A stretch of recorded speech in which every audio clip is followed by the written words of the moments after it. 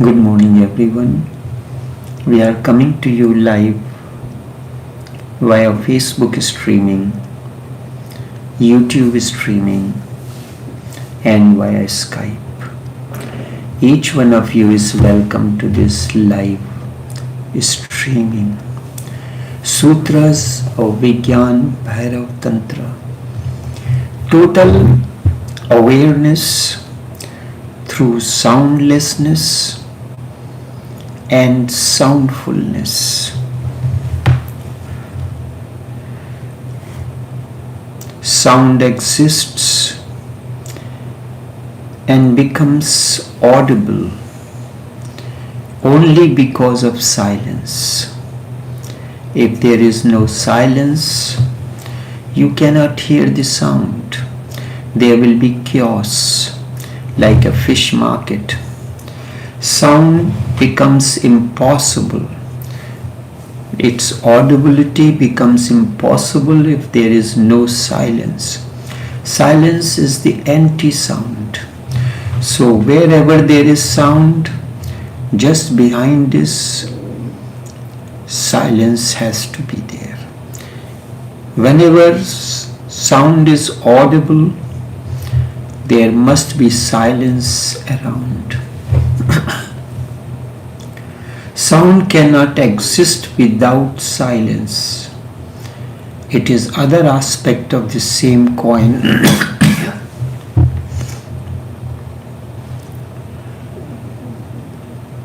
Zen mystics have called meditation a state of no mind. What is mind? If you analyze it, it is a process of thought. Mind is a process of thought. Or if you analyze in terms of physics, it is process of sounds. This sound process is known as mind according to physics. Just near the mind there is no mind, and you cannot move into no mind without using the mind. Mind becomes the jumping board to enter into the state of no mind. Just as you use the jumping board to take a dive into the swimming pool, the same way mind becomes the jumping board to take a dive into the no mind. You cannot conceive of no mind without understanding what mind is. First you have to understand the mind, then you can use the mind to enter into no mind. Mind has to be used as a jumping board, and from that jumping board you take a plunge into the no mind. There have been two opposing schools. One is known as Sankhya. It says mind has not to be used, because to use mind you cannot go beyond it. This is the Hindu philosophy, Sankhya Yoga.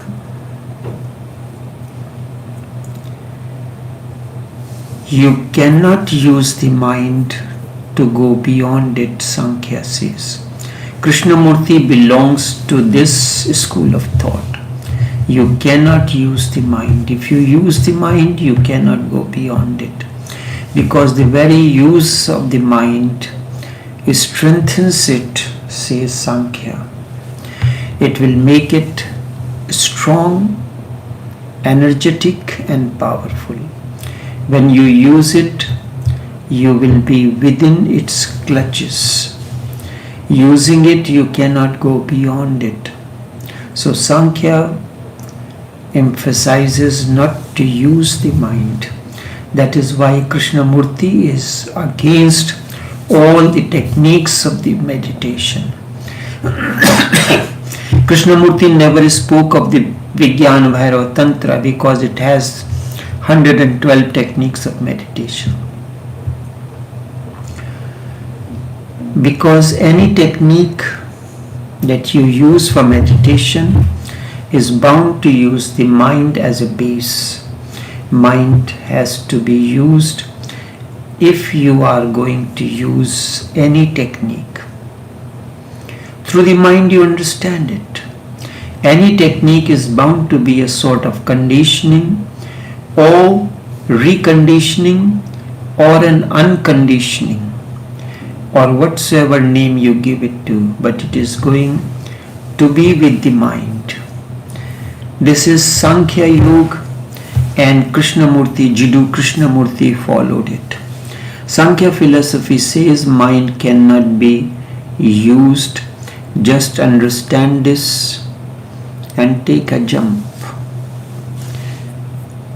Then Sankhya Yoga says understand the mind but do not use it and take a jump. On the other hand, yoga comes in. Yoga says, what is this here?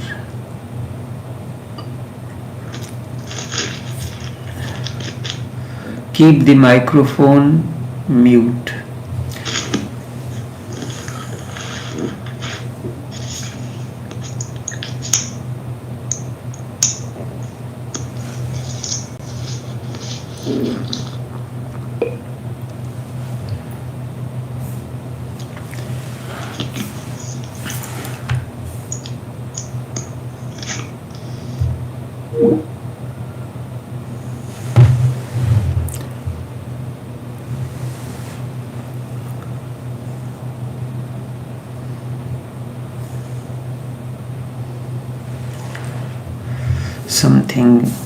Somebody tried to come into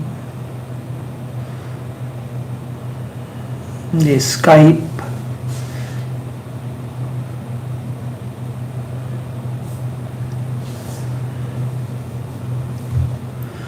Let me just connect it to the full screen and see what it is.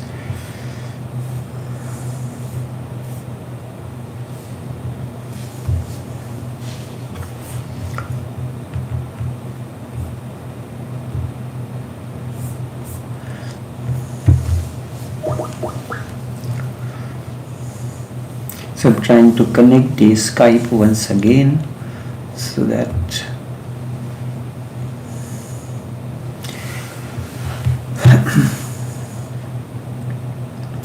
so yoga, there are two schools of thoughts. Sankhya, it is also called Sankhya Yoga.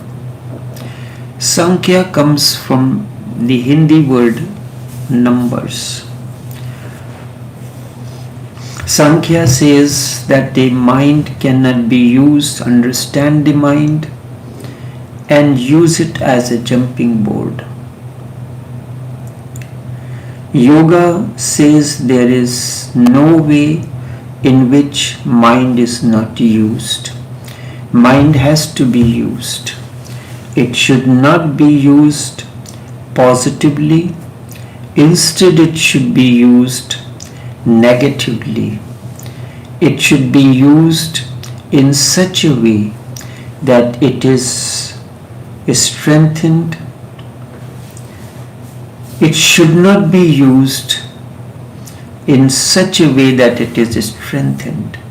If you use the mind positively, it will strengthen. But if you use negatively, it will not be strengthened. It should not be used in such a way that it is strengthened.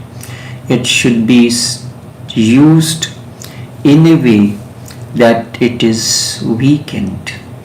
And techniques are the ways to use the mind in such a way that you use it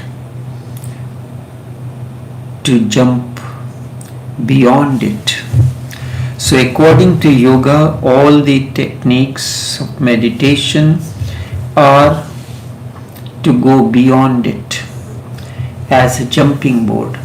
If mind can be used as a jumping board, and yoga and tantra believe it can, then something which belongs to the mind has to be trained. Sound is one of the basic things. You can use sound to go beyond into the state of soundlessness.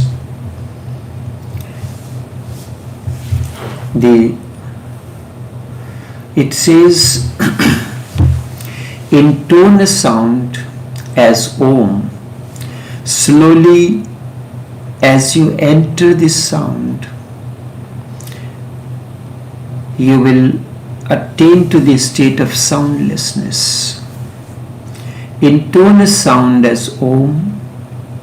Slowly, for example, take the word Om, the syllable. This is one of the basic sounds. These three sounds of three letters A, U, M are combined in it. A, U, M are three basic sounds. All sounds are made out of them or derived from them. Either it is derived from A or U or M. All sounds are combination of these three sounds. Whatever word you use, you speak, uses the combination of these three sounds. So these three sounds are basic. They are as basic as in physics, the electrons, neutron and proton. Everything is a combination of different configurations of electron, neutron and proton. This has to be understood deeply. Gurdjieff called this the law of three. He says existence is absolute sense. Existence is absolute sense in a way. In the absolute sense, in the ultimate sense, there is only one. But that is absolute. And whatsoever we see is relative. Whatsoever we see is never absolute, because absolute always remains hidden. It cannot be seen, because the moment we see something, it is divided. You cannot see atom, but you can see electrons, protons and neutrons. It cannot be seen because the moment we see something, it is divided. It is divided into three: the seer, the seen, and the relationship between the seer and the seen. I am seeing you. I am here. You are seeing me. And between the two, there is relationship of streaming or knowledge, or of seeing, or vision, of cognition. The process is divided into three: the seer, the seen, and the relationship between the two. When you look at the sentence, it has a subject, it has a predicate, and that which connects the two.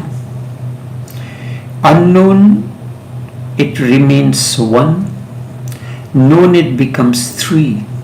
Known is relative and unknown is absolute.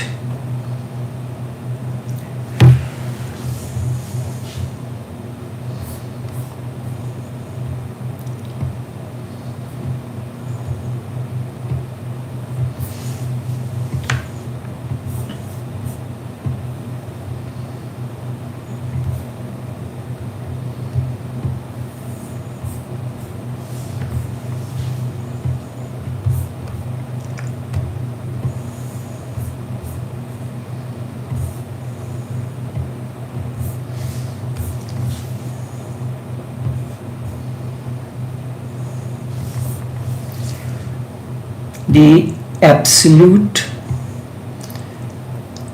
if we talk in terms of physics, in physics, atom is absolute, but no one can see atom. But when it is divided into three, electron, proton and neutron, you can see it. And everything that we see around is a different configuration of electron, proton and neutron. We see the elements of the periodic table, oxygen, nitrogen, hydrogen, whatsoever it is a different configuration of electron, proton and neutron. There are three basic sounds, A, U and M. This is the Hindu way that says the word Om, as we call, is not really a word. But when the three A, U and M are combined together, three sounds, there is a sound. And this sound exists. Nanak says, this alone, this sound is existential, and this alone exists. And out of this, everything comes into existence. So whatsoever word we use, it is a different configuration of these three basic sounds, A, U and M. Wherever you see, it is a combination of three. The seer, seen and the relationship between the two. A sentence in English is again a combination of three: subject, object and predicate. I am speaking to you, I and you. And what is being spoken is the relationship between the two. The streaming is connecting me to you or you to me, whichever side you are looking at. So even if we talk about absolute, it is not absolute, because the moment we say absolute, it has become known. And that which is known is divided into three. It is relative. Whatsoever we know, even the word absolute that you know, is relative. That which is cannot be put into the words. That is why it is said God is unknown and unknowable. Erroneously we say that we know God. We want to know God. Have you seen God? This is the reason in Tao Te Ching, Lao Tse says, insists so much that truth cannot be said. The moment it is said, it becomes untrue, because it has become relative, and anything that is relative is not truth. So whatsoever word we use, the truth, the absolute, the Parbrahma, the Allah, or what Tao, whatsoever word is used, the moment we use it, it becomes relative and it has become untrue. The one becomes divided into three. Relative means one has divided into three: neutron, proton, electron. It is no more atom. Rutherford said that atom cannot be divided, but later on atom was divided into electron, proton and neutron, and different configurations that make a particular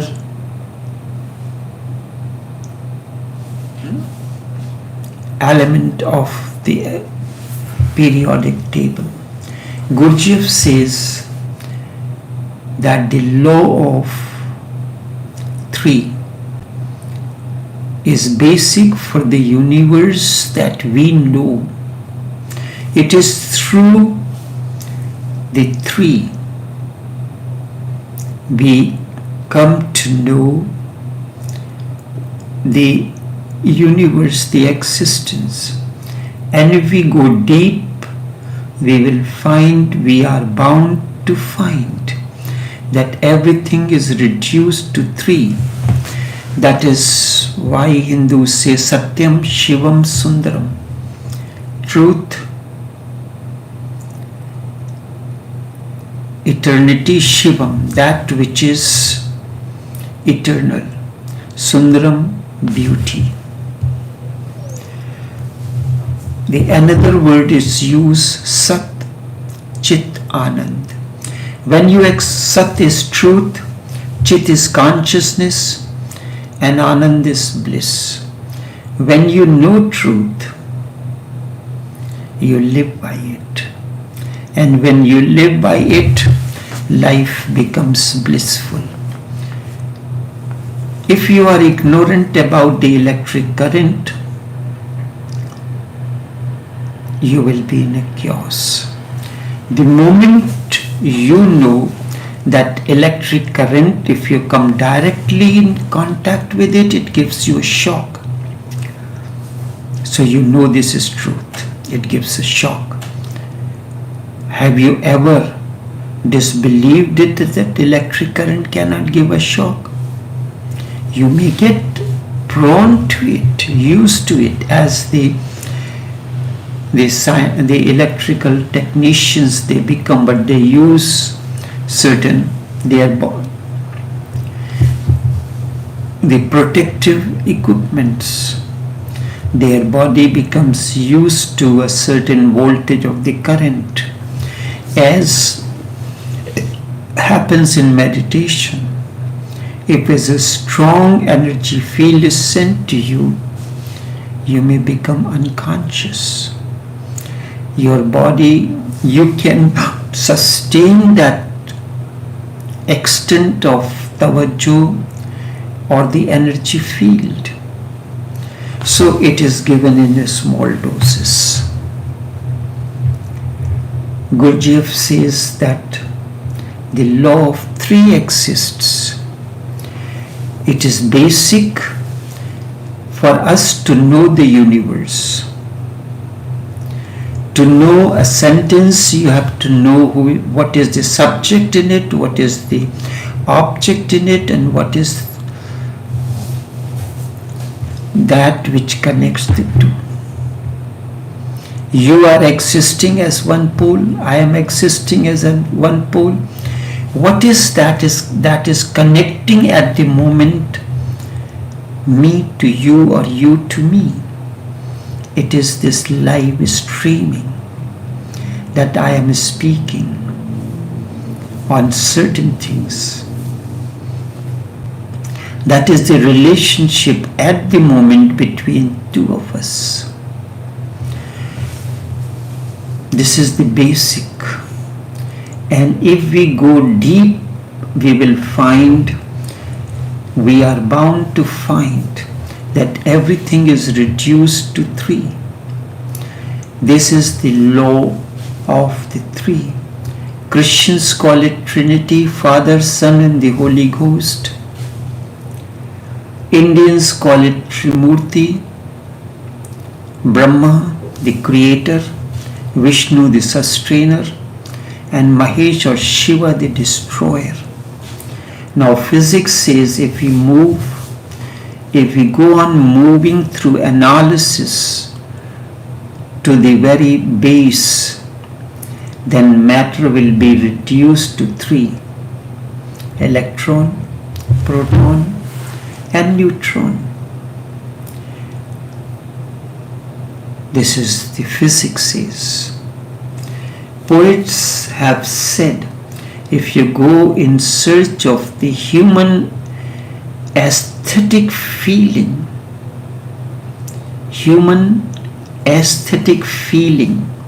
emotions, then there are three: Satyam, truth, Shivam, that which is beyond life, death and birth, and Sundaram, the true, the good and beautiful.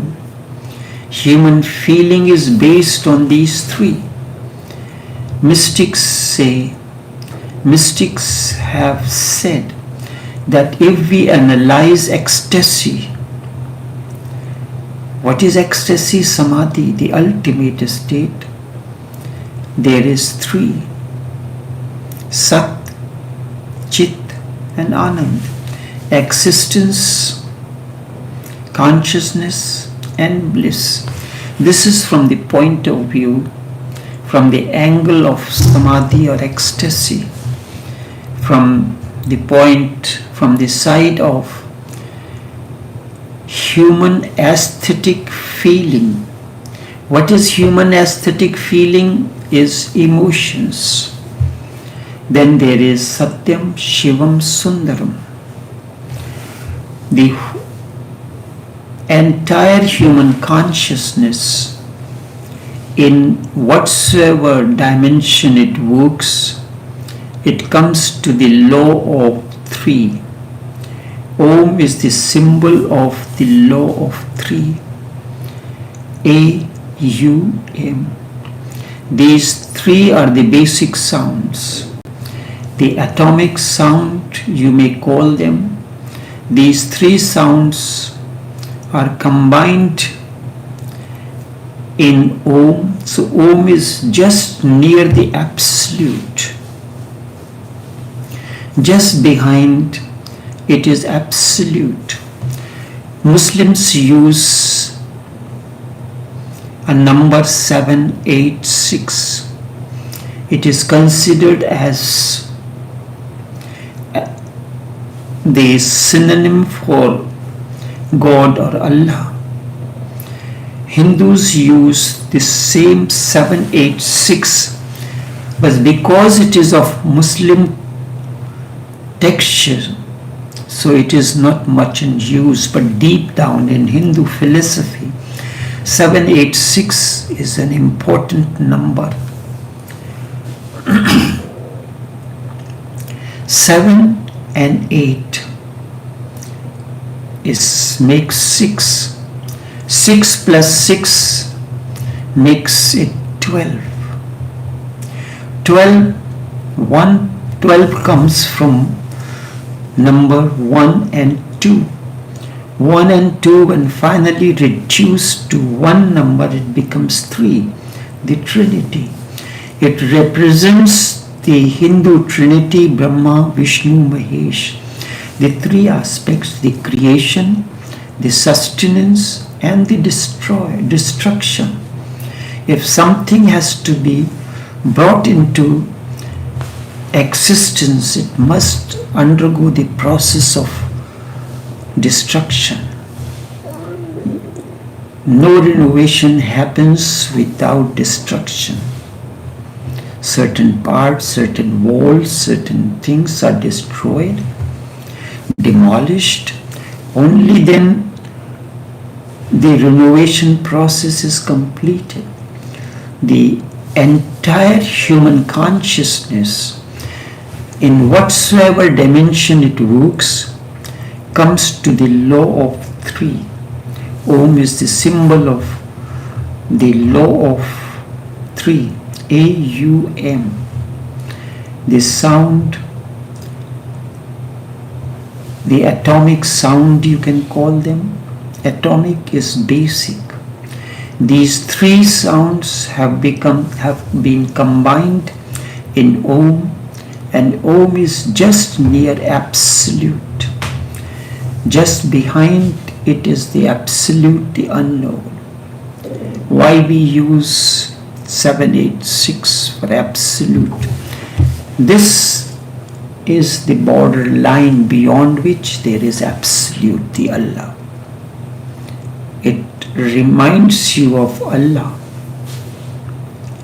It reminds you of the Trinity through which the existence sustains itself to works. And Om is the last. When you are traveling on a subway, So Om is the last station as far as the sound is concerned. Beyond this, there is no sound. There is soundlessness. If you move beyond Om, you move beyond sound in a state of soundlessness. That's why in the beginning it is said, intone Om, a sound is created, and through that you enter into soundlessness. If you are really listening to a sound, it will take you to the state of soundlessness. That's why in music we have the gaps, the valleys between two sounds, between two peaks. Sound is a peak and soundlessness is the valley between the two. I am speaking. In between, I take a pause just to create the values, just to create a state of soundlessness in you. Because my message is not contained in the sound. Through the sound, that the state of soundlessness I am creating, that's where the message is hidden. Om is the last station as far as the sound is concerned, and if you move beyond, you enter the state of soundlessness.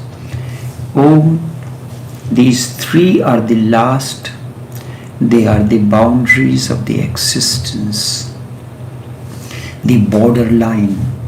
Beyond these three, you move into the unknown, the absolute. Beyond this, there isn't anything. Physics has come to understand this, that we have come to electron. It seems we have come to the limit, to the very limit, because electron cannot be said to be the matter. Electron is not visible. We will continue this in tomorrow's session. Until then, because only the message can be given in small doses. Just as you have an empty bottle, you want to fill it. You put small doses and press it so that it creates more space to accommodate more matter into it, substance into it. So in small doses, when they precipitate, they go down, then more space is created. And with that space, more matter can be, more substance can be poured into the bottle. You are like an empty bottle. First it has to be emptied, then the content has to be poured into it, allow it to settle, and then you add more. So until then, take care and do have a pleasant day.